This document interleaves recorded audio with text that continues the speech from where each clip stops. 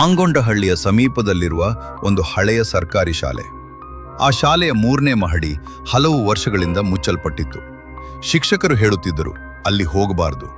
ಆದರೆ 9ನೇ ತರಗತಿಯ ವಿದ್ಯಾರ್ಥಿಗಳಾದ ಕಿರಣ್, ಮನೋಜ್ ಮತ್ತು ಶ್ರೇಯಾ ಅವರಿಗೆ ಕುತೂಹಲ ಜಾಸ್ತಿ.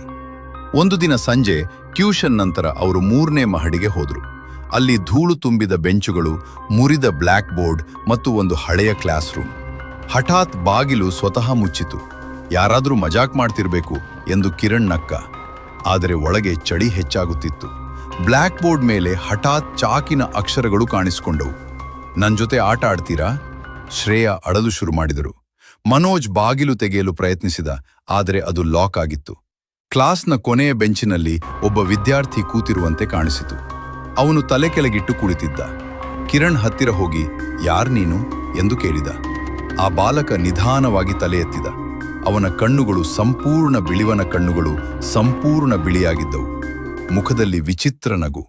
ನಾನು ಇಲ್ಲೇ ಓದುತ್ತಿದ್ದೆ, ನೀವು ನನ್ನ ಸ್ಥಾನದಲ್ಲಿ ಕೂತಿದ್ದೀರಾ ಎಂದು ಅವನು ನಿಧಾನವಾಗಿ ಹೇಳಿದ.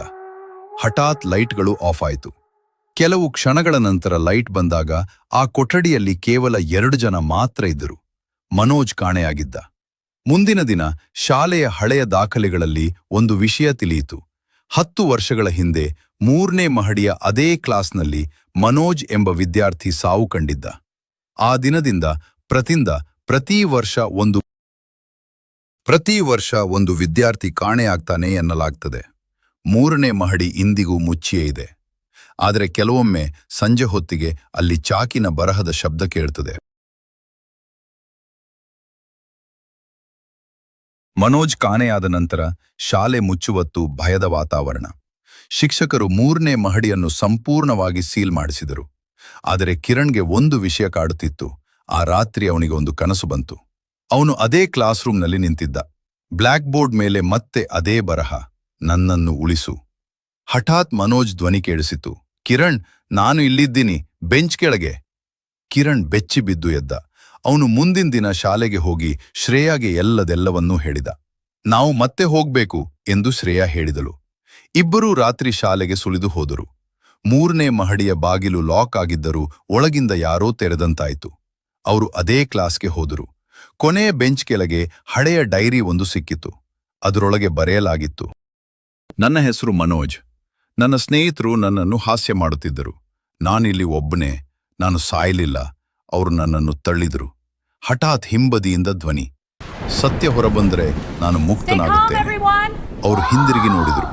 ಆ ಬಿಳಿ ಕಣ್ಣುಗಳ ಬಾಲಕ ಈಗ ಅಳುತ್ತಿದ್ದ. ಅದೇ ಕ್ಷಣದಲ್ಲಿ ಕಿರಣ್ಗೆ ಸತ್ಯ ಅರಿವಾಯಿತು. 10 ವರ್ಷಗಳ ಹಿಂದೆ ಕೆಲವರು ವಿದ್ಯಾರ್ಥಿಗಳು ಮನೋಜ್ನು ಹಿಂಸೆ ನೀಡಿ ಮೆಟ್ಲಿನಿಂದ ತಳ್ಳಿದ್ದರು. ಅದನ್ನು ಅಪಘಾತವೆಂದು ಮುಚ್ಚಿ ಹಾಕಿದ್ದರು. ಕಿರಣ್ ಮತ್ತು ಶ್ರೇಯಾ ಡೈರಿಯನ್ನು ಮುಖ್ಯ ಶಿಕ್ಷಕರಿಗೆ ಕೊಟ್ಟರು.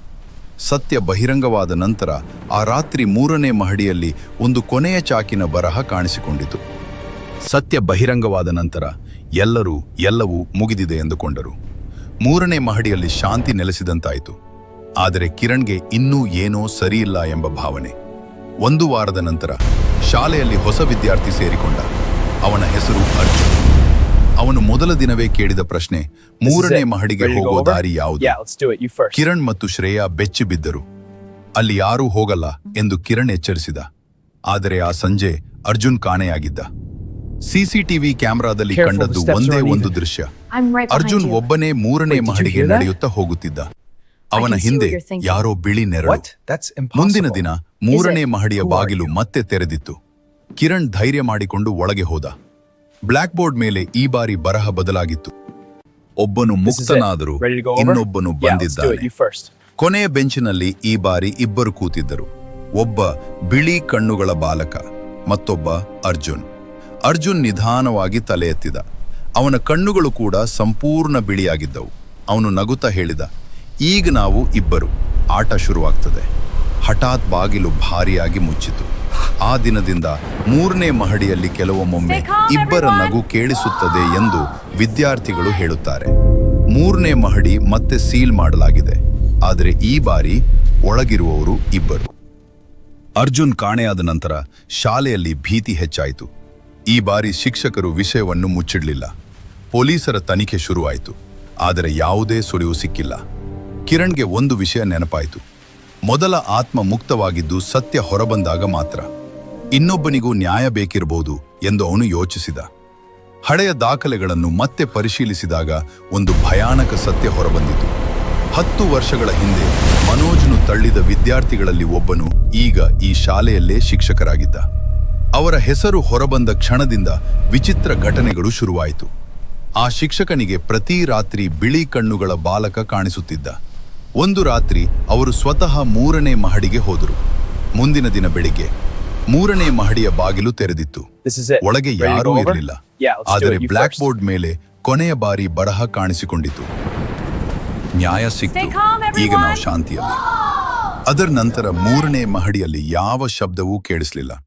ಅರ್ಜುನ್ ಸಹ ಅದೇ ದಿನ ಮನೆಗೆ ಸುರಕ್ಷಿತವಾಗಿ ತಲುಪಿದ್ದ. ಅವನಿಗೆ ಏನೂ ನೆನಪಿರಲಿಲ್ಲ.